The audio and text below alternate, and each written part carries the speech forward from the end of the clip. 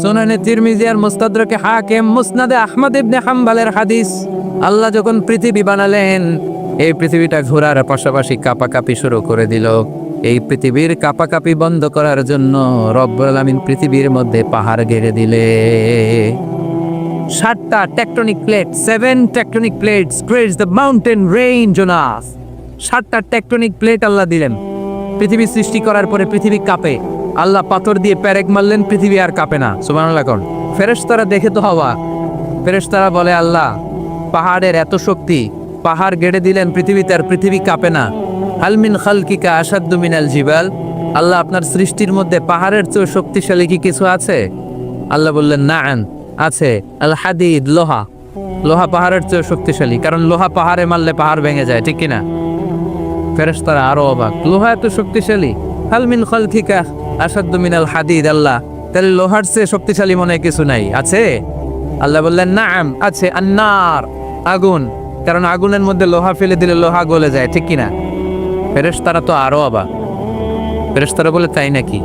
আগুন এত শক্তিশালী, তো হাল মিন খালকিকা আশাদ্দু মিনান নার, আল্লাহ আপনার সৃষ্টিতে আগুনের চেয়েও শক্তিশালী কিছু আছে? আল্লাহ বলে, আছে। আলমা, পানি, কারণ আগুনের মধ্যে পানি ঢাললে আগুন পাওয়া যায়। ফেরেশতারা তো এবার আরো অবাক, পানি এত শক্তিশালী, ওই পানি গড় গড় গড় গড় করে আমরা খাই, এত শক্তিশালী আল্লাহ। হাল মিন খালকিকা আশাদ্দু মিনাল মা, আপনার সৃষ্টিকুলের মধ্যে পানির চাইতে শক্তিশালী কি কিছু আছে? আল্লাহ বলে, আছে। সেটা আবার কি? আল্লাহ বলে, আর রিহ, বাতাস। বাতাস যখন সাগরের পানির মধ্যে উচ্ছ্বাস মারে, তখন এটা জলোচ্ছ্বাস হয়ে যায়, ঠিক কিনা? বাতাসের ধাক্কায় পানি জলোচ্ছ্বাস হয়ে এক জায়গা থেকে আরেক জায়গায় যায়। আল্লাহ বললেন, পানির চাইতেও শক্তিশালী সৃষ্টি আমার আছে, ওইটার নাম বাতাস। ফেরেশতারা অবাক হয়ে আবার জিজ্ঞেস করে, আল্লাহ আপনার সৃষ্টিকুলের মধ্যে বাতাসের চাইতেও শক্তিশালী কিছু আছে কিনা বলেন। আল্লাহ বললেন, আছে। বাতাসের চাইতেও শক্তিশালী হলো আমার আশরাফুল মাখলুকাত মানুষ, ওই মানুষ যে মানুষ গোপনে দান করে। আল্লাহ কাসিরুন ইনদাল্লাহ বাইনাকা আনতা ওয়া বাইনাল্লাহ, আল্লাকা সাদাকাতুন তাখফা লা ইয়ালামুহা ইল্লাল্লাহ, আল্লাকা সিররুন ইনদাল্লাহ বাইনাকা আনতা ওয়া বাইনাল্লাহ, আল্লাকা সাদাকাতুন তাখফা লা ইয়ালামুহা ইল্লাল্লাহ। পড়তে হবে আল্লাহু আকবার। গোপন দান যিনি করে তিনি সবচাইতে শক্তিশালী, ঠিক কিনা? এজন্য মাতুয়াইলের ভাইয়েরা, গোপন দান করতে রাজি আছেন নাকি? অমুক ভাই বিশিষ্ট সমাজসেবক 2 লক্ষ টাকা, বলেন মারহাবা, এইভাবে দান করবেন? মারহাবা করলেও আসি, না কইলেও আসি, ঠিক কিনা? মারহাবা যদি বলে দেন, সমস্যা নেই। মারহাবা না বললেও দিবেন। তাহলে খুশি কে? বেশি খুশি হয় যখন লুকায় লুকায় দেন, নাম না জানায় দেন। ওই দান আল্লাহ এমন ভাবে কবুল করে, ওই দানের কারণে 7 শ্রেণীর ব্যক্তিকে আল্লাহ আরশের নিচে ছায়া দিবে। যেদিন কোনো ছায়া পাওয়া যাবে না, ওই দিন ওই ব্যক্তিকে আল্লাহ টেনে আরশের ছায়ার নিচে বসিয়ে দিবে। তাহলে কোরআন পাহাড়ের কথা যা বলেছে, বিজ্ঞানে ওই কথা আছে না নাই? এরপর কোরআন বলেছে, আলাম তারা আন্নাল্লাহ ইউসজি সাহাবান সুম্মা ইউআল্লিফু বাইনাহু সুম্মা ইয়াজআলুহু রুকামান ফাতারাল ওয়াদকা ইয়াখরুজু মিন খিলালিহি, আল্লাহ সাগরের পানিগুলোরে তারায় মেঘ বানায়, আকাশে নেয়, বৃষ্টি নাজিল করে। এটাকে বলে সায়েন্স, এটার নাম দিয়েছে ওয়াটার সাইকেল বা হাইড্রোলজিক্যাল সাইকেল। এটাই আল্লাহ কোরআনে এইভাবে বলেছে, আলাম তারা আন্নাল্লাহ ইউসজি সাহাবা, তোমরা কি দেখো না সূর্যের তাপে বাষ্প হয়ে গ্যাস হয়ে পানিগুলো উপরে ওঠে। যারা বিমান দিয়ে ফ্লাই করেন তারা বিমানের জানলার পাশে সিট পেলে দেখেন নাই কিভাবে মেঘমালাগুলো বিমানের সাথে খেলা করে? এগুলো তৈরি করছে কে? তার মানে কোরআন যা বললো বিজ্ঞান তাই বলে। সানশাইন, সূর্যের প্রখর তাপে পানিগুলো বাষ্প হয়ে উপরে যায়, ঘনীভূত হয়, কন্ডেনসেশন, কন্ডেন্সড হয়, ঘনীভূত হয়, মেঘমালা হয়। ওই মেঘ থেকে ঝিরি ঝিরি ঝিরি ঝিরি বৃষ্টি নাজিল করে কে? আমাদের ফসল খেতে গরু যদি খাইতে আসে, আমরা তারাই না? আল্লাহ কয়, তুই তোর ফসল ক্ষেত বাঁচানোর জন্য গরু তারাস, আমি তো আকাশে মেঘ তারাই। তোর এখান থেকে যে ফসল আসে, এইখানে ফসল উৎপাদনের জন্য পরিশ্রম তুই একা করস নাই, আমারও পরিশ্রম আছে। তুই দুনিয়ার জমিনে ছাগল তাড়িয়ে দিস, মেঘ তাড়িয়ে দিস, আমি আল্লাহর আদেশে আদেশে আকাশের মেঘগুলো আমি তাড়িয়ে তোর ক্ষেতের উপরে, ফসল ক্ষেতের উপরে নিয়ে বৃষ্টি নাজিল করে আমি সবুজ শ্যামল ফসল ক্ষেত দিয়েছি।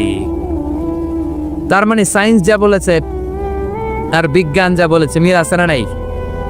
আকাশে মেঘমালা দেখলে বিষ্ণু ঈসা ইসলাম ভয় পেয়ে যেতেন, দোয়া পড়তেন, আল্লাহুম্মা সাইয়্যিবান নাফিআ, আল্লাহ উপকারী বৃষ্টি দেন। বৃষ্টি দেখলে, মেঘ দেখলে আল্লাহ রাসূল পেরেশান, একবার ঘরের ভিতরে আরেকবার বাইরে, একবার ভিতরে আরেকবার বাইরে। আম্মা জান বলতেন, ইয়া রাসূলুল্লাহ, আকাশে মেঘ দেখলে আপনি পেরেশান হন কেন? আল্লাহ রাসূল কেঁদে কেঁদে বলতেন, আয়েশা আমি জানি না এই বৃষ্টি আর তুফান থেকে মদিনায় সজীব শ্যামল ঘাস লতা পাতা জন্মাবে, নাকি এর মধ্য থেকে বজ্রপাত এসে আমাদের পাপের কারণে আল্লাহ মদিনাটারে জ্বালিয়ে দিবেই, আমি জানি না। আমরাও যে আকাশে মেঘমালা দেখি, আমরা কি জানি এটা কি রহমতের মেঘ না আযাবের মেঘ? জানি আমরা। তারপরেও বৃষ্টি আসলে আমাদের গান আছে না নাই? বৃষ্টি আসলে দেখবেন গান লাগায় দেয়, বৃষ্টি পরে টাপুর টুপুর, ওই কয় পায়ে দিয়ে সোনার নুপুর, সব মুখস্থ। এগুলো করা যাবে না। বৃষ্টি দেখলে দোয়া পড়তে হবে, আল্লাহুম্মা সাইয়্যিবান নাফিআ, আল্লাহুম্মা আসকিনা গাইসান মুগীসান মারিআন মারিআন নাফিআন গায়রা দার আজিলান গায়রা আজিল। আল্লাহ এই মেঘমালা থেকে এমন বৃষ্টি দাও যে বৃষ্টি আমাদের জন্য কল্যাণকর, যে বৃষ্টিতে ঘাস লতা পাতা জন্মায়, যে বৃষ্টিতে আমাদের গবাদি পশুর জন্য রিজিক থাকে। কল্যাণকর বৃষ্টি দাও আল্লাহ, ক্ষতিকর বৃষ্টি দিও না, তাড়াতাড়ি দাও, দেরি করো না। চিল্লায় পড়ে না আমিন। তাহলে কানগুলো খরগোশের কানের মতো খাড়া করে শোনেন। আল্লাহর হাবিব বললেন, মুস্তাদরাকে হাকিমের হাদিস, সিনতান লা তুরাদ্দান, দুই দোয়া আল্লাহ কখনো ফিরিয়ে দেন না। কয় দোয়া?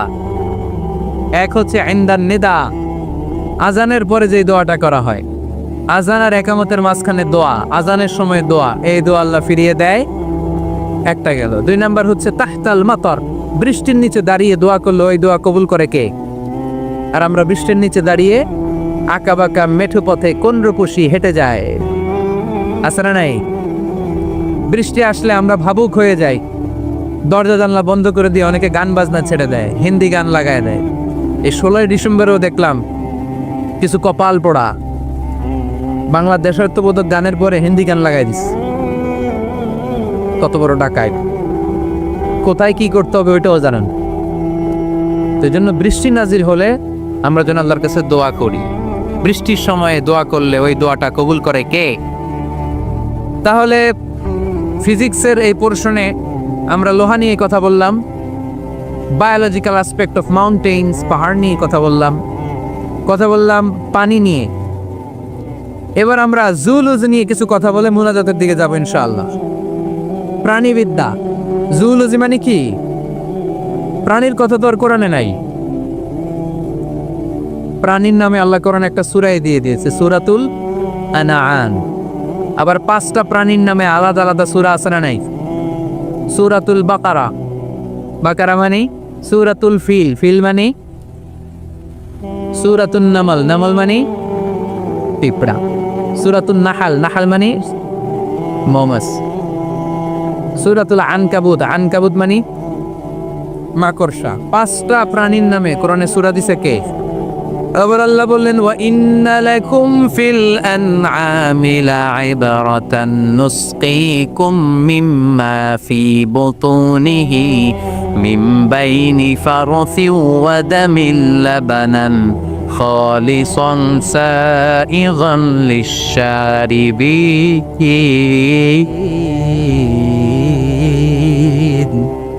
পেটের ভেতর থেকে আমি তোমাদের জন্য একটা লিকুইড পদার্থ বের করি, মিম্বাইনি ফারসি ওয়া দামিন লাবানা, এই লিকুইড পানিটা গোবর আর রক্তের মাঝখান দিয়ে আমি বের করি, কিন্তু এই পানিটার মধ্যে গোবরও মিশে না, রক্তও মিশে না। সুবহানাল্লাহ।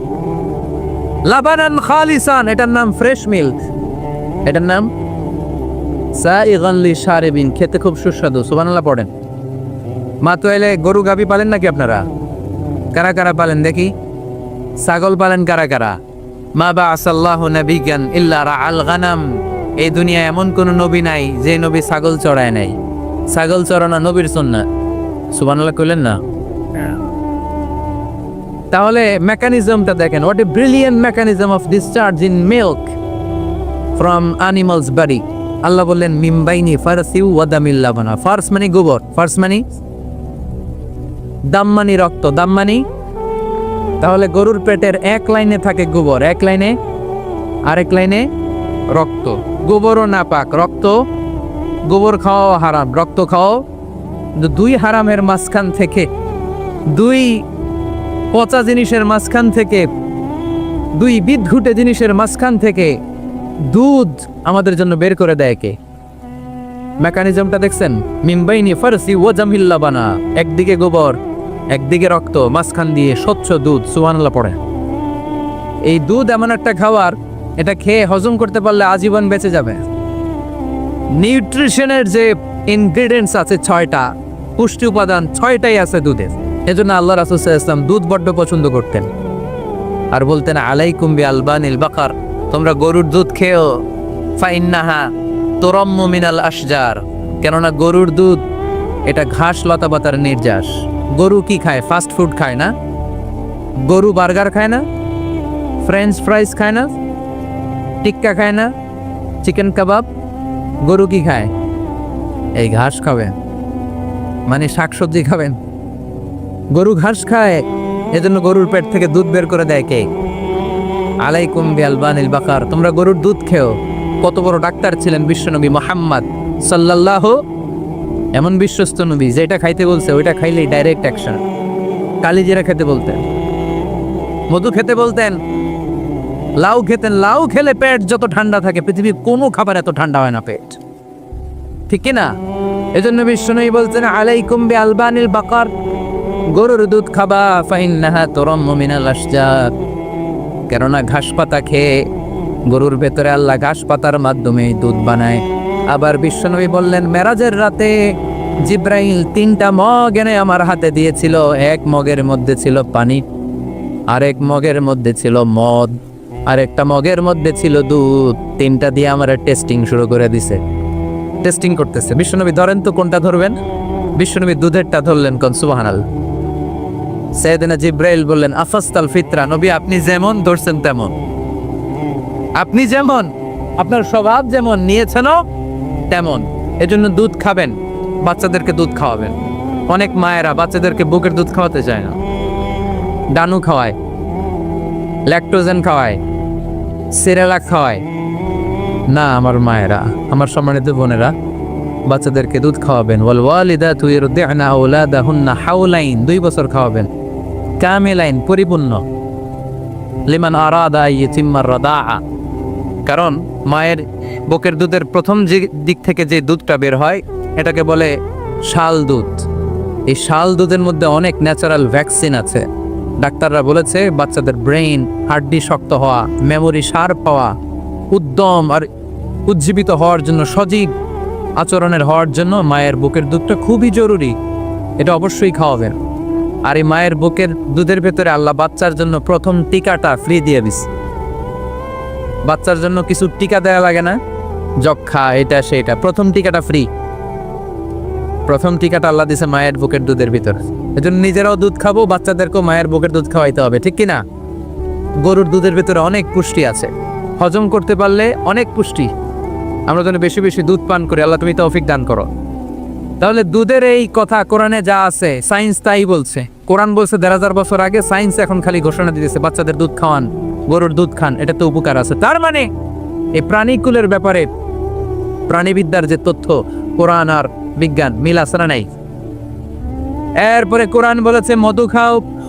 وأوحى ربك إلى النحل أن اتخذي من الجبال بيوتا ومن الشجر ومما يعرشون ثم كلي من كل الثمرات فاسلكي سبل ربك ذللا يخرج من بطونها شراب مختلف ألوانه فيه شفاء للناس إن في ذلك لآية لقوم يتفكرون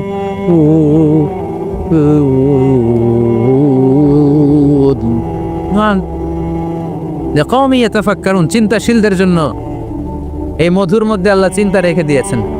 আওহা রাব্বুকা ইলান নাহাল, আল্লাহ মধুরে মেসেজ পাঠাইছে। আমরা মোবাইলে কি পাঠাই? এই মেসেজ আমার মোবাইলে আসে, আমার বন্ধু আমারে পাঠাইলে আরেক জায়গায় যায়, শুধু আমিই জানবো। মৌমাছির আল্লাহ যেটা পাঠাইছে এটা মৌমাছি বুঝতে পেরেছে। আনিত্তাখিদি, আল্লাহ অর্ডার করার সময় নারী মৌমাছিকে বলেছে, এটা মুয়ান্নাসের সিগা। আপনারা যারা আরবি জানেন, আলেম ওলামা ইকরাম যারা এসেছেন তারা জানেন ইত্তাখিজ এটা মুযাক্কার, পুরুষের জন্য। ইত্তাখিদি মুয়ান্নাস, নারীদের জন্য। আল্লাহ মৌমাছিকে যখন বলেছেন মৌচাকের বাসা বাঁধো, তখন আল্লাহ পুরুষ মৌমাছিরে বলে নাই, বলছে নারী মৌমাছিকে। কোন মৌমাছিকে? কার্ল ভন ফ্রেশ নামে একজন অস্ট্রিয়ান বিজ্ঞানী, এই সায়েন্টিস্ট গবেষণা করে দেখেছে মৌচাকের বাসার মধ্যে পুরো মৌমাছির সব কার্যক্রমের প্রধান যে থাকে এটা পুরুষ মৌমাছি না, এটা নারী মৌমাছি। সুবহানাল্লাহ, এত আসতে। অস্ট্রিয়ান এই সায়েন্টিস্ট একটা বই লিখেছে, দ্য ডান্সিং বিজ, কিভাবে ফাসলুকি সুবুলা রব্বিকি জুলুলা। এইখানে মৌচাক আর মধু আনতে যায় 5 মাইল দূরে, এরপরে আবার এই রাস্তাটা চিনে মৌমাছি যা আসে ওরে রাস্তা চিনায় দেয় কে? আল্লাহ সিক্রেট মেসেজ দিয়ে বললেন ইত্তাখিদি, ঘর বানাও। আওহা রাব্বুকা ইলান নাহলি আন ইত্তাখিদি বাইতা, উপরে ঘর বানাও, মিনাল জিবালি বুয়ুতা, পাহাড়ে বানাও, গাছের মগ ডালে বানাও, যাতে পোলাপানরা ঢিল মারতে না পারে। কাছাকাছি নিচু জায়গায় মৌচাকের বাসা হইলে পোলাপানরা কি করে? মধ্যে ঘর জন্য ঢিল মারে না? আল্লাহ দেখেন কিভাবে সিক্রেট মেসেজ দিল যে নিচে তুমি তোমার মৌচাকটা করো না, উপরে বানাও। আর আমার দেখা পথ অনুযায়ী তুমি মধু নিয়ে আসো। এটাকে বলে ফ্লাওয়ার নেক্টার, পুষ্পরস। মধু এত ভালো কেন? এর কারণ মৌমাছি যখন পুষ্পরস বা ফ্লাওয়ার নেক্টার সে নিয়ে আসে, সে ফলের রস আনে, সে ফুলের রস আনে, সে বনাজি গাছ থেকে আনে, ঔষধি গাছ থেকে আনে, হার্বাল ট্রি থেকে আনে।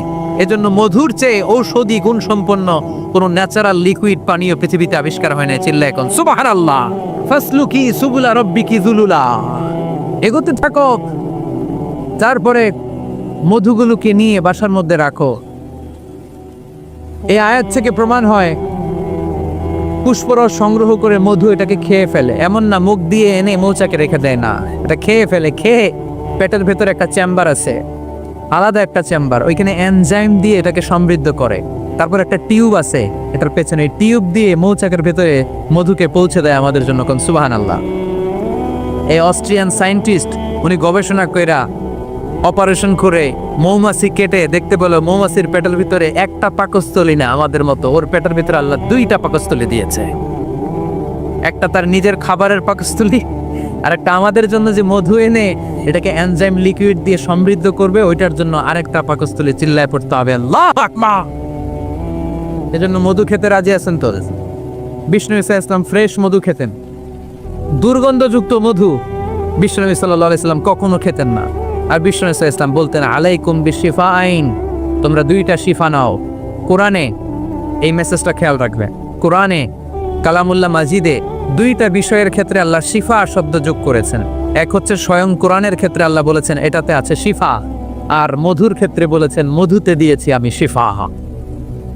এজন্য বেশি বেশি মধু খাওয়ার দরকার আছে না নাই? কত ধরনের মধু যে পৃথিবীতে পাওয়া যায়, ব্ল্যাক হানি, হোয়াইট হানি, ক্রিমড হানি, অর্গানিক হানি, এগুলো খুঁজে খুঁজে খাবেন। আজকে মধু খাইছেন কে কে? দেখি হাত তোলেন। মাশাআল্লাহ, আমিও খেয়ে আসছি আপনাদের সাথে। প্রতিদিন মধু খাইতে হবে শীতকালে। আজকে শীত পড়ছে না অনেক? মধু খেয়ে যদি আপনি কাজ শুরু করে দেন, শীত বাবাজি আপনার কাছে আসতে পারবে। বিষ্ণু ঈসা ইসলাম মধু খেতে আমাদেরকে উৎসাহিত করেছেন। তার মানে এমন বিশ্বস্ত নবী আমার, যেটা খেতে বলেছেন এটা খেলে আমাদেরকে সুস্বাস্থ্য দান করবে কে? প্রাণীবিদ্যায় আমরা কোরআন থেকে যে তথ্য পেয়েছি, এই তথ্যের সাথে বিজ্ঞানের তথ্যের মিল আছে না নাই? কোনো অমিল আছে? কিন্তু বিজ্ঞান যদি কোনো অমিল খুঁজে পাওয়া যায়, বিজ্ঞানী বাবাজিদের কি করতে হবে? কি করতে হবে? They have to wait unless they get their final discoveries, the latest and modern invention. তাদের নতুন ইনভেনশন যতক্ষণ না আসে বসে থাকতে হবে, কারণ তোমাদের কথা ফাইনাল না। বিজ্ঞানের সবচেয়ে বড় থিওরি যে বিজ্ঞানের কোনো থিওরি ফাইনাল না। আর কোরআনের সবচেয়ে বড় থিওরি, কোরআন যাই বলেছে তাই। আবার এই কোরআনে রহমত আছে না নাই? কোরআনের তাফসীর যখন হয়, কোরআনের আলোচনা যখন হয়, কালামুল্লাহ মাজিদ থেকে তেলাওয়াত যখন হয়, বিশ্বাসীরা যদি চুপ করে সে তেলাওয়াত, সে তাফসীর শুনে, তাহলে রহমতের বারিধারা আকাশ থেকে নাজিল করে কে? রব্বুল আলামিন বলেন, ওয়া ইযা কুরিআল কুরআনু ফাসতামিউ লাহু ওয়া আনসিতু লাআল্লাকুম তুরহামুন। যখন তোমাদের সামনে কোরআনের তেলাওয়াত করা হয়, কোরআন থেকে বর্ণনা দেওয়া হয়, কোরআনের তাফসীর করা হয়, কান দুটো খরগোশের কানের মতে খাড়া করে মনোযোগ দিয়ে ওই আলোচনা শোনো আর একেবারে চুপচাপ থাকো, তাহলে তোমাদের উপর রহমত নাজিল করবে কে?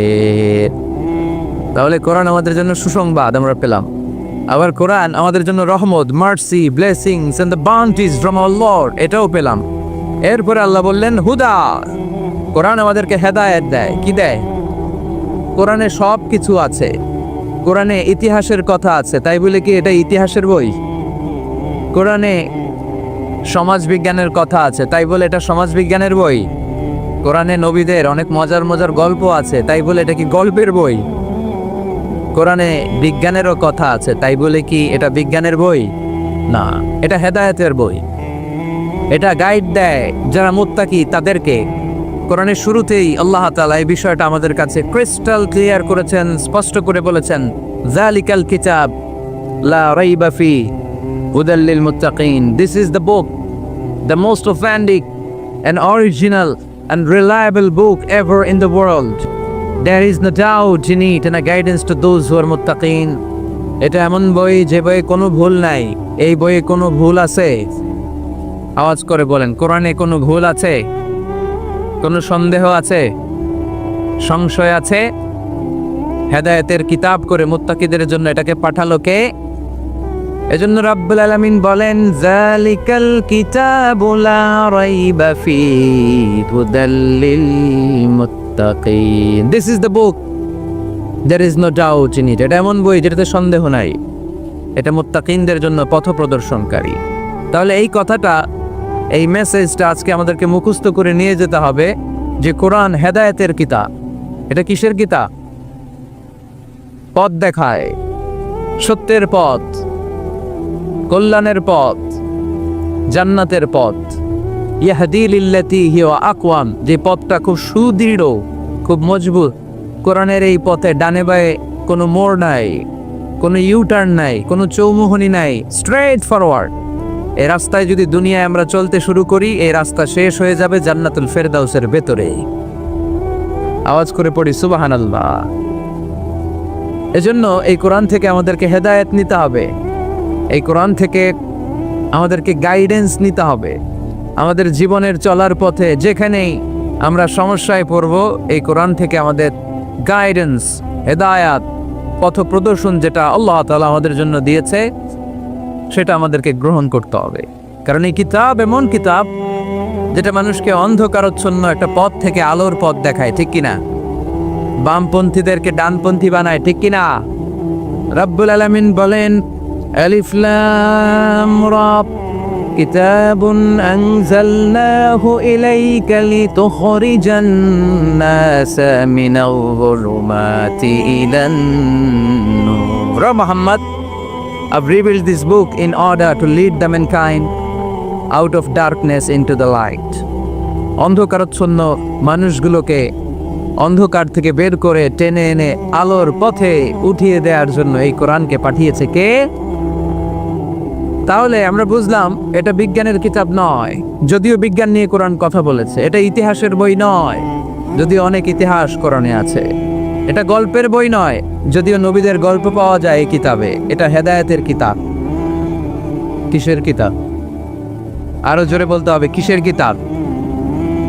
আল্লাহ বলেছেন, মা ফাররাতনা ফিল কিতাবি মিন শাই। এই কিতাবে তোমাদের প্রয়োজনীয়, জরুরি এমন কোনো কিছু আমি বাকি রেখে দেই নাই। ওয়া নাযালনা আলাইকাল কিতাবা তিবয়ানান লিকুল্লি শাই। মানব প্রয়োজনীয় সব কিছু এই কিতাবের মধ্যে দিয়ে দিয়েছে কে? রান্নাঘর থেকে বঙ্গভবন কিভাবে চালাতে হয়, আছে না নাই? ঘরে বসে বসে কাঁথা সেলাই থেকে শুরু করে মহাকাশের সূক্ষ্মাতি সূক্ষ্ম কাজ কেমন করে পরিচালনা করতে হয়, আছে না নাই? রাজনৈতিক অঙ্গনকে কেমন করে সেটেল করতে হয়, লিড দিতে হয়, সেটাও আল্লাহর কোরআনে আছে না নাই? কিভাবে বিয়ে শাদী করতে হবে, আছে না নাই? সমাজে কি করে শান্তি প্রতিষ্ঠা করতে হয়, আছে না নাই? তিবিয়ানান লিকুল্লি শাই, সব জিনিসের সুস্পষ্ট ব্যাখ্যা। যা বলার আল্লাহ সব বলে দিয়েছে। কোরআন কি শুরু করেছে আল্লাহ বিসমিল্লাহির রহমানির রহিম দিয়ে, মানে বা দিয়ে। কি দিয়ে? কথা বলেন, কি দিয়ে? বা দিয়ে। আর শেষ করেছে সূরা নাস দিয়ে, মিনাল জিন্নাতি ওয়ান নাস। সিন বা আর সিন মিলালে কি হয়? এবার বাসে চড়ে গুলিস্তান। বাসে চড়ে কই যাব? গুলিস্তান। ওই বাস? ওই বাস নাকি? না, ওই বাস না। এই বাস মানে যথেষ্ট, এনাফ। যা বলা হয়েছে 30 পারা এনাফ।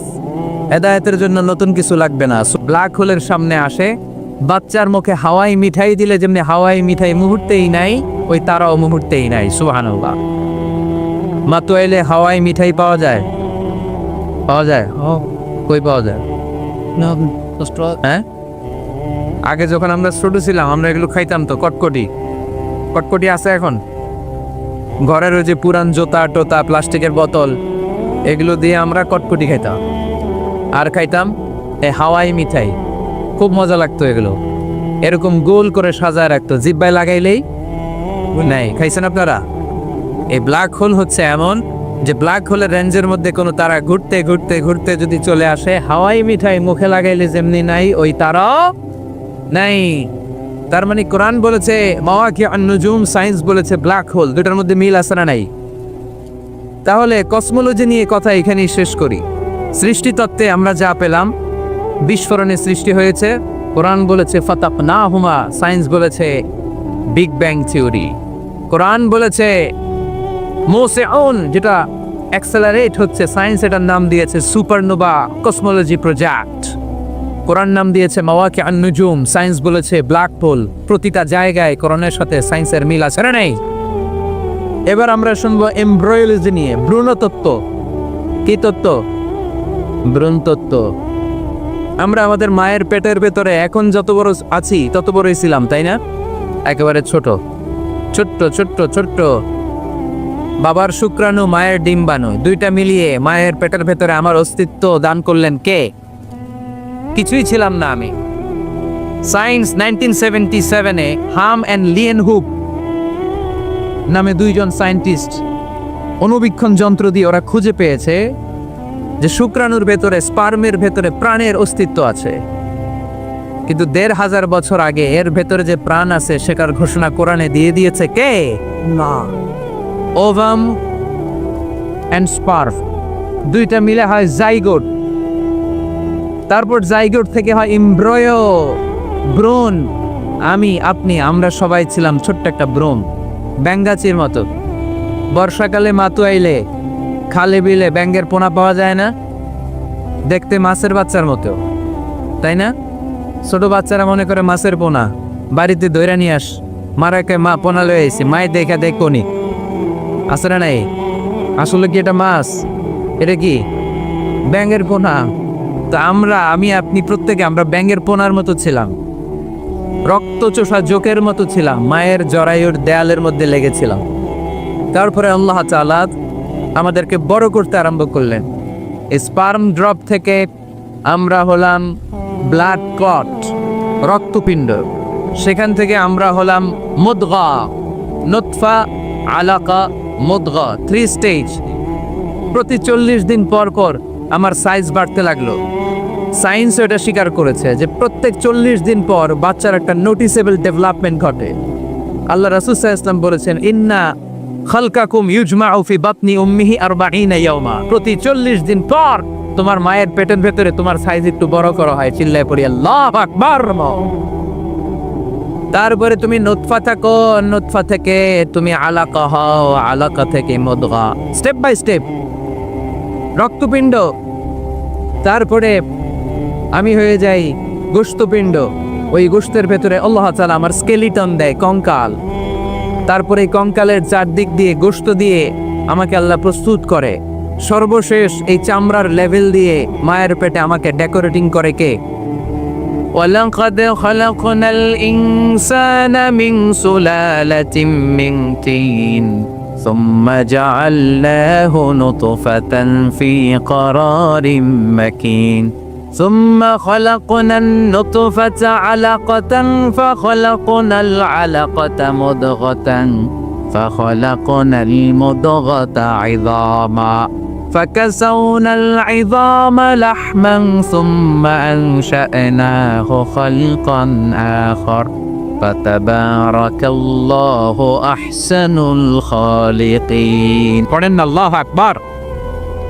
আল্লাহ বলেন ছোট্ট নাপাক বীর্য থেকে তোমারে তৈরি করলাম, তুমি ছিলা পানির ফোঁটা, সেখান থেকে বাড়ালাম জমাট বদ্ধ রক্তপিণ্ড, সেখান থেকে গোশতপিণ্ড, ওই গোশতের ভেতরে তোমার কঙ্কাল আমি জুড়ে দিলাম, কঙ্কালের উপরে গোশত দিয়ে প্যাকেট পড়ালাম, সর্বশেষে চামড়া দিয়ে ডেকোরেশন করে দিলাম। ছোট্ট ছিলাম আমরা, একেবারে ছোট্ট, অনেক ছোট্ট। আস্তে আস্তে আমার হাত গজালো, আমার পা গজালো, আমার হেয়ারিং সিস্টেম চালু হলো, আমার রেসপিরেটরি সিস্টেম চালু হলো, আমার ডাইজেস্টিভ সিস্টেম চালু হলো, আমার স্টোমাক হলো, আমার ব্লাড সার্কুলেশন শুরু হলো, আমার হার্টের দুইটা পার্টিশন হলো, আল্লাহ রূহের ফুৎকার দিলেন, আমি মানুষ হয়ে দুনিয়ায় আসলাম। কোন সুবহানাল্লাহ।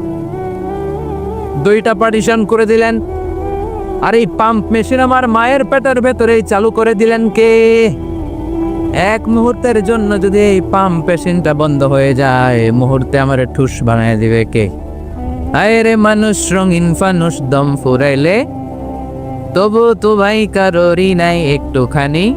আয় রে মানুষ রঙিন ফানুষ, রঙিন ফানুষ, আয় রে মানুষ। আল্লাহু আকবার। দুইটা জিনিস আল্লাহ দেয়, রুহু দেয় আর ফেরেশতা দেয়। কি দেয়? রুহু দেয় আর ফেরেশতা দেয়। মানুষ যখন মরে যায় দুইটাই চলে যায়, রুহুটাও চলে যায়, ফেরেশতাও চলে যায়, ঠিক কিনা?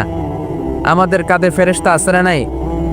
দুই কান্দে ছিল যে তোমারে দুইজনা পাহারা, তোমারে একলা থুইয়া পালাইছে তাহারা, তোমার আটকুঠুরি নয় দরজা বন্ধ এবার হলো রে, হলো মুখে আল্লাহ রসুল সবে বলো, ও মুখে আল্লাহ রসুল সবে বলো, দুয়ারে আইসাছে পালকি নায়রি গাও তো হলো রে, তোলো মুখে আল্লাহ রসুল সবে বলো, ঠিক কিনা? রুহুর ফুৎকার যখন মায়ের পেটে দিলেন, হার্টবিট চালু হয়ে গেল, অলিন্দ নিলয়। বাংলায় কি বলে? ইংরেজিতে সিস্টলিক অ্যান্ড ডায়াস্টলিক। ধপ ধপ ধপ করে আমার এই হার্টের পার্টিশন থেকে ধপ ধপ করে আমি যে পৃথিবীতে এসেছি এটা জানান দিল কে? এই প্রক্রিয়ায় আল্লাহ আমারে বানালেন। এই যে এতগুলো মাস মায়ের পেটের ভেতরে ছিলাম, পৃথিবীর কেউ আমারে খাবার দিতে পারছে, চিকিৎসা করতে পারছে? যে কবিরাজ আমারে খাবার দিলেন, অক্সিজেন দিলেন, ওই কবিরাজের নাম কি? আল্লাহ। 7 মাস আল্লাহ বললেন ফি যুলুমাতিন সালাস, 3টা প্যাকেটের ভিতরে তুমি ছিলা। কোরআন বলে কয়টা প্যাকেট? জোরে বলেন, সবাই বলেন কয়টা? কোরআনের ভাষ্য মতে 3টা প্যাকেট। মডার্ন সায়েন্সও তাই বলেছে, 3টা প্যাকেট। প্রথম প্যাকেটের নাম প্লাসেন্টা, ইংরেজিতে বলে প্লাসেন্টা। এটা হচ্ছে ফুল। বাচ্চা বেরো আর কিছুক্ষণ পরে মায়ের জরায়ের ওখান থেকে একটা ফুল বেরিয়ে আসে, এইটার প্যাকেটে ছিলাম। প্যাকেট বানাইছিল কে? 2 নম্বর প্যাকেটের নাম ওম, মায়ের জরায়ুর প্যাকেটের ভিতরে ছিলাম। 3 নম্বর হচ্ছে আমার মায়ের পেট, আর বেলি, এই পেটের প্যাকেট। 3টা প্যাকেটের ভিতরে ফি করারিম মাকিন, গোপনতম প্রকোষ্ঠে আমাকে মায়ের পেটের ভেতর থেকে পৃথিবীতে বের করে দিল কে? কত ক্ষুদ্র ছিলাম, সেখানে আমি বিজয়ী হয়েছি, ঠিক কিনা? এই যে লাম, তারা প্রমাণ করেছে যে অণুবীক্ষণ যন্ত্র দিয়ে তারা দেখেছে 1 ফোঁটা বীর্যের ভেতরে 20 কোটি শুক্রাণু যদি না থাকে, তাহলে ওই ফোঁটা শুক্রাণু থেকে মায়ের গর্ভে কোনো সন্তান জন্ম লাভ করে না। মালিক তুমি জান্নাতে, তোমার পাশে আমায় একটি ঘর বানিয়ে দিও, একটি ঘর বানিয়ে দিও, সে বিভীষিকাময় মহাদিনে তোমার প্রতিবেশী করে নিও। মালিক তুমি জান্নাতে, তোমার পাশে আমায় একটি ঘর বানিয়ে দিও, একটি ঘর বানিয়ে দিও। পড়ে না আমিন? আর জোরে আমিন। তাহলে ঘুষের সাথে আমাদের কোনো সম্পর্ক? কিন্তু বাংলাদেশে ঘুষ আছে না নাই? ব্রাহ্মণবাড়িয়াতে মনে হয় নাই, কসবাতে নাই, আড়াইবাড়ির এই এলাকাতে নাই। আহা, সরকারি অফিসগুলোতে গেলে সরকারি অফিসাররাই শুধু ঘুষ খায় না, সরকারি অফিসের চেয়ার টেবিলগুলোও খায়। কথা কন। এই ঘুষ বন্ধের জন্য, দুর্নীতি বন্ধের জন্য গঠন করা হলো দুর্নীতি দমন কমিশন। ওইটার ভিতরে দুর্নীতি আছে না নাই? যাবেন কই? সর্ষে দিয়ে ভূত তাড়ায়, সর্ষের ভিতরেই ঢুকছে ভূত। মানুষ পাগল হলে বাঁধে রশি দিয়ে, রশি পাগল হলে বাঁধবেন কি দিয়ে? কথা বলেন। এজন্য এই ঘুষের বিরুদ্ধে, দুর্নীতির বিরুদ্ধে আমাদেরকে জিহাদে নামতে হবে। যারাই কোরআনের, ইসলামের পক্ষে, মানবতার পক্ষে, এরা হলো মুজাহিদ। খেয়াল রাখবেন, জিহাদকে এখন অনেকে এক্সট্রিমিজম, সন্ত্রাসবাদ আর জঙ্গিবাদের সাথে না বুঝে গুলিয়ে ফেলে। জিহাদ এক জিনিস, জঙ্গিবাদ আরেক জিনিস। যারা ইসলামের পক্ষে এরা হচ্ছে মুজাহিদ, আর যারা ইসলামের বিপক্ষে এরা এক একটা জঙ্গি। চিল্লায় বলেন ঠিক কিনা? এই আড়াইবাড়ির ময়দানে যারা এসেছে ইসলামের পক্ষে, আপনারা প্রত্যেকে এক একটা মুজাহিদ। আর যারা সাহাবাকে বড় বড় ভাষণ দেয়, ওগুলো জঙ্গি। চিল্লায় বলেন ঠিক কিনা? লক্ষাধিক নবী, প্রত্যেকটা নবী এক একজন মুজাহিদ। সাইয়েদনা মুসা আলাইহিস সালাম মুজাহিদ, তার মানে সবচেয়ে বড় জঙ্গিটা হচ্ছে ফেরাউন। সাইয়েদনা ইব্রাহিম আলাইহিস সালাম মুজাহিদ, তার মানে সবচেয়ে বড় জঙ্গির নাম হচ্ছে নমরুদ। আমার পেয়ারা নবী, বিশ্ব নবী ছিলেন মুজাহিদ, তার মানে আবু জাহেল হচ্ছে জঙ্গি। জোরে বলেন ঠিক কিনা? এদেশে যারা ইসলামের পক্ষে কথা বলে এরা মুজাহিদ, আর ইসলামরে যারা গালি দেয়, কোরআনের আওয়াজকে যারা বন্ধ করে দিতে চায়, এরাই সন্ত্রাসবাদের ধারক এবং বাহক। জোরে বলেন ঠিক কিনা? এই যে কিছুদিন আগে কোটা বিরোধী আন্দোলন হয়েছে না, এটার পক্ষে যারা ছিল এগুলা ছিল এক একটা মুজাহিদ। এটার বিরোধিতা যারা করছে এগুলা জঙ্গি। নিরাপদ সড়কের জন্য যেই ছেলেগুলো, তামাল ছেলেগুলো রাস্তায় নেমেছে, এক একটা মুজাহিদ। আর এই নিরাপদ সড়কের বিরুদ্ধাচরণ যারা করেছে এক একটা জঙ্গি। চিল্লায় বলো ঠিক কিনা? জঙ্গিবাদের বিপক্ষে আমরা, শান্তির পক্ষে আমরা, ইসলামের পক্ষে আমরা, মানবতার পক্ষে।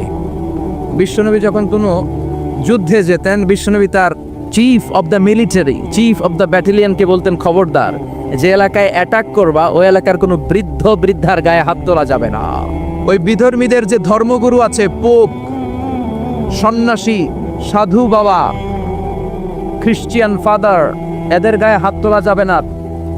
কোনো নারীর গায়ে হাত তোলা যাবে না। যারা সিটিজেন, জেনারেল সিটিজেন, সাধারণ পাবলিক, সিভিলিয়ান, এদের গায়ে হাত তোলা যাবে না। যুদ্ধ যদি তলোয়ার ফেলে দিয়ে বলে আমান আমান, I need the security, I seek the security, তার গায়েও হাত তোলা যাবে না। এটা হচ্ছে ইসলাম। ইসলাম হচ্ছে শান্তির ধর্ম। এজন্য আমরা চাই আমার দেশে শান্তি আসুক। আমরা দুর্নীতি চাই না, আমরা ঘুষ চাই না। চিল্লা এখন ঠিক কিরা? ইসলাম হচ্ছে এমন ধর্ম যেটা শান্তি বিলায়। ইসলাম হচ্ছে এমন ধর্ম যেটা মানবতার কথা বলে। আর না বুঝে, না জেনে এক শ্রেণীর লোক এই ইসলামের বিরোধিতা করে। ওরা চায় ইসলামকে মাটির নিচে গেড়ে ফেলতে, কিন্তু ওরা জানে না যে ইসলাম হচ্ছে চারা বীজের মতো। চারা বীজ মাটিতে গেড়ে দিলে কি হয়? কথা কন। আরো গাছ হয়, উপরের দিকে ওঠে। চিল্লায় বলেন ঠিক কিনা? এজন্য ইসলামের আওয়াজকে থামিয়ে দেওয়া যাবে। আমার নানা ভাই বললেন যে 2070 সালে আমেরিকার বুকে হোয়াইট হাউসের উপরে যে পতাকাটা ঝুলবে আর পতপত করে উড়বে, তার মধ্যে শোভা পাবে লা ইলাহা ইল্লাল্লাহ মুহাম্মাদুর রাসূলুল্লাহ। চিল্লায় এখন ঠিক কিনা?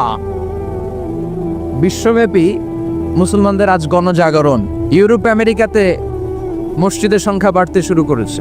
After the twin tower attack, the number of Muslim community in USA already have been double and ট্রিপলড।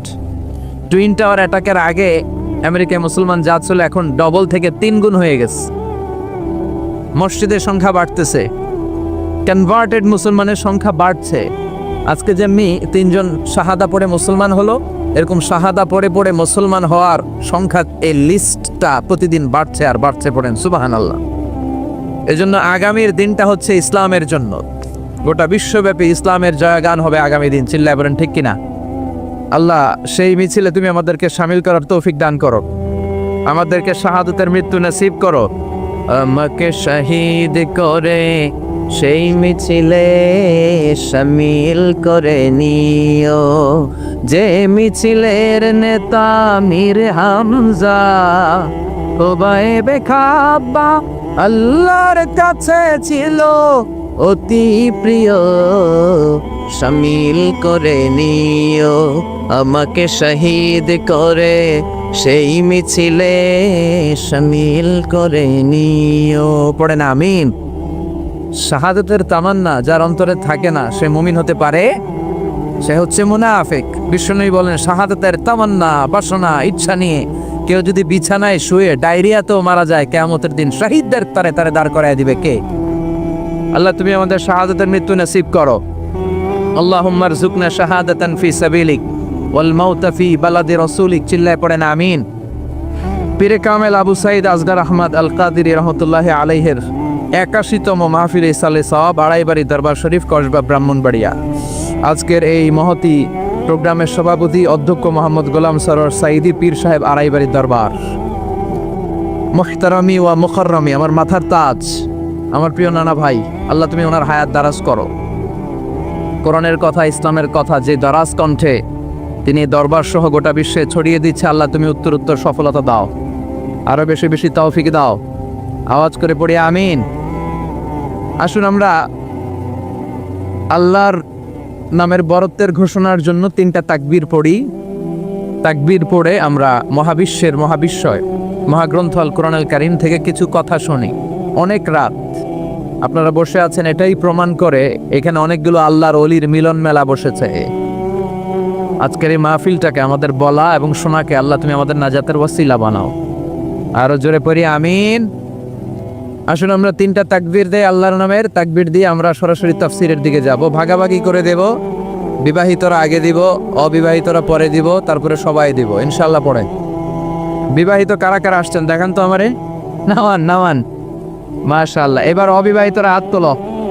এই ফোলাপাইন কি দুষ্ট জানেন, আগে থেকেই প্ল্যান নিয়ে আসে যে চল আজকে অবিবাহিতরা আমরা তাকবীর দিয়ে জিতায় যাব। এই যুবকদের মধ্যে আছে প্রাণ ঢালা উচ্ছ্বাস। তোমাদের রক্ত গরম, এই গরম রক্তকে ইসলামের জন্য কাজে লাগাতে হবে। স্যামুয়েল হ্যান্টিংটন একটা বই লিখেছে, দ্য ক্লাসেস অফ সিভিলাইজেশন। পৃথিবীতে সবগুলো সভ্যতার দ্বন্দ্বের পরে সব সভ্যতার মৃত্যু ঘটবে, সবশেষে যেই সভ্যতা দাঁড়িয়ে থাকবে তার নাম হবে ইসলাম। তোমরা চাইলে বাতাসের গতিকে পাল্টে দিতে পারো, সাগরের স্রোতকে পাল্টে দিতে পারো। তোমাদের মধ্যে আছে প্রাণ ঢালা উচ্ছ্বাস, অনেক জীবনী শক্তি। এজন্য গোটা বিশ্বে যত বিপ্লবের নেতৃত্ব যারা দিয়েছে তারা ছিল যুবক, ঠিক কিনা? এই যুবকদেরকে আল্লাহ তুমি কবুল করো। প্রথমে যারা বিবাহিত আছেন তারা তাকবীর পড়েন। শুরুতে জাফরি সাহেব বললেন যে নারায়ে তাকবীর তো অনেক আগের স্লোগান, লিল্লাহি তাকবীর পড়ে। কারণ লিল্লাহি তাকবীর, এই লিল্লাহ শব্দটা কোরআনে আছে না নাই? লিল্লাহি মা ফিস সামাওয়াতি ওয়া মা ফিল আরদ, ইন্না সলাতি ওয়া নুসুকি ওয়া মাহইয়ায়া ওয়া মামাতি, তারপরে লিল্লাহি তাকবীর।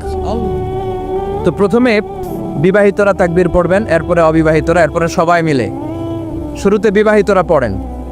আজকে দেখব আমার নানা ভাইয়ের এই দরবার শরীফের ভেতরে বিবাহিতদের পারফরমেন্স কেমন হয়। প্রথমে পারফরমেন্স হবে বিবাহিতদের। বিবাহিতরা রেডি?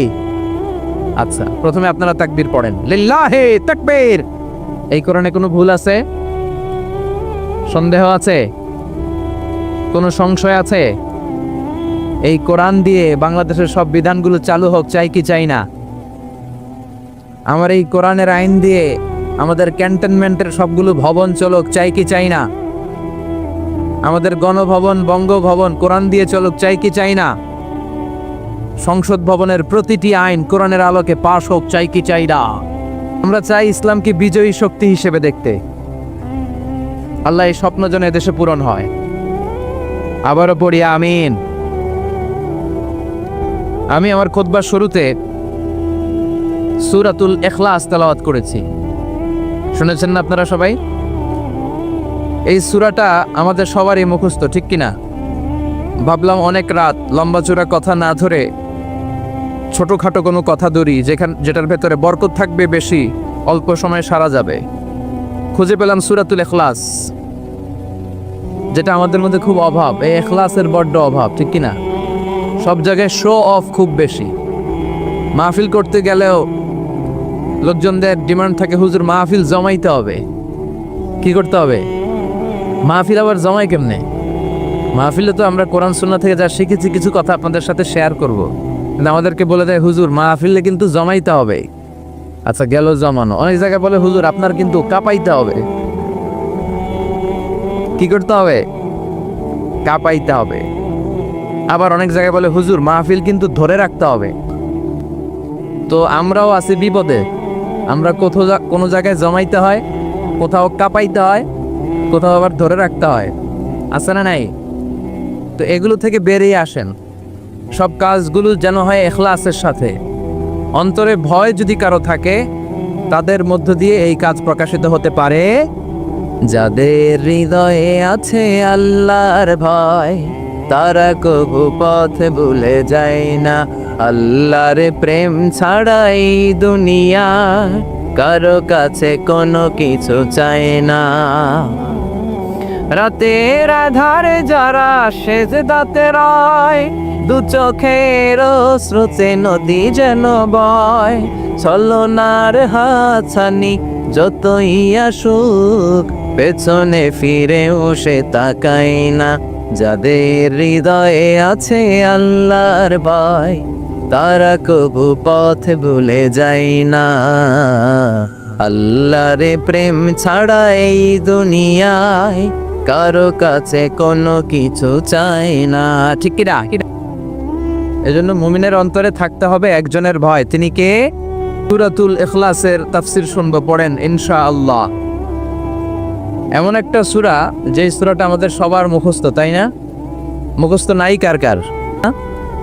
শুধু মুসলমান না, অনেক হিন্দু ভাইদেরও মুখস্থ আছে। আলহামদুলিল্লাহ পড়েন।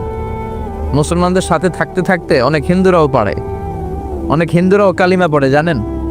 অনেক হিন্দু ভাইরাও সূরাতুল ফাতিহা মুখস্থ বলতে পারে, জানেন? আলহামদুলিল্লাহ বলেন।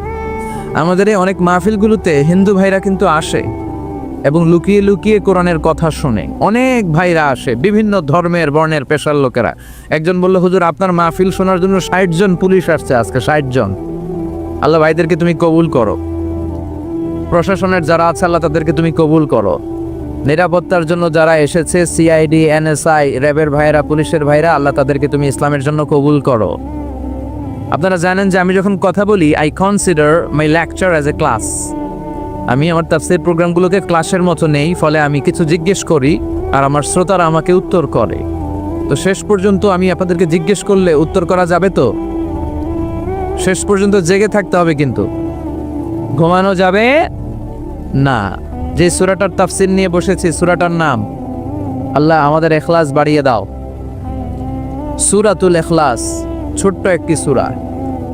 আমরা অনেক সময় অনেক ছোট জিনিসকে গুরুত্বহীন ভাবি, কিন্তু আসলে এটার অনেক গুরুত্ব আছে না নাই? আমরা অনেক সময় অনেক ছোটখাটো জিনিসকে মনে করি এটা কোনো ব্যাপার না, আসলে এটা ব্যাপার। ইট ম্যাটার, এটা ম্যাটার করে। সূরাতুল ইখলাস ঠিক তেমন একটি সূরা। সবার মুখস্থ আছে তো, সব জায়গায় শোনা যায় তো, এজন্য অনেকে গুরুত্ব দেয় না। আজকে এই সূরার গুরুত্বের ব্যাপারে আমরা কিছু কথা শুনবো ইনশাআল্লাহ। পড়েন সূরাতুল ইখলাস। এই সূরাটি মাক্কি সূরা। কি সূরা? কথা বলেন। মাক্কি। কোরআনের সূরাগুলো দুই ভাগে বিভক্ত, একটা আরেকটা। সবাই বলেন, একটা আরেকটা। তো কিছু সূরা হচ্ছে মাক্কি, কিছু মাদানী। এই সূরাটা মাক্কি সূরা। এই সূরাতুল ইখলাসের আয়াত সংখ্যা হচ্ছে 4টি। সবাই বলেন কয়টি? 4টি মাত্র আয়াত। 15টি শব্দ আছে সূরার ভেতরে, 47টি অক্ষর আছে।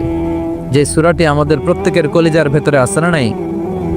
ছোটবেলা বাবার হাত ধরে, দাদার হাত ধরে আমরা যখন মসজিদে যেতাম, ইমাম সাহেবের কণ্ঠে শুনতে শুনতে কিছু কিছু সূরা এমনি কবে যে মুখস্থ হয়ে গেছে আমরা নিজেরও করতে পারি না, ঠিক কিনা? যেমন সূরাতুল ইখলাস, তাই না?